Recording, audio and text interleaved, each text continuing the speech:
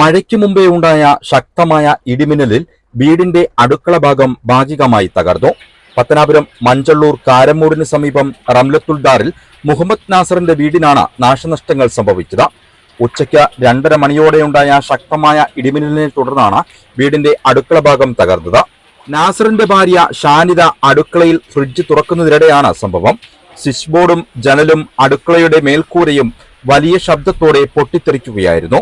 2 മണി കഴിഞ്ഞിട്ടുണ്ടാവും. അവിടെ നിൽക്കായിരുന്നു കിച്ചൻ്റെ ഏരിയയിൽ. അപ്പം ഫ്രിഡ്ജിൻ്റെ അവിടെയാണ് അമ്മ നിന്നത്. പക്ഷേ അവിടെ ഇടിച്ച് ഞങ്ങൾ കേട്ടില്ല.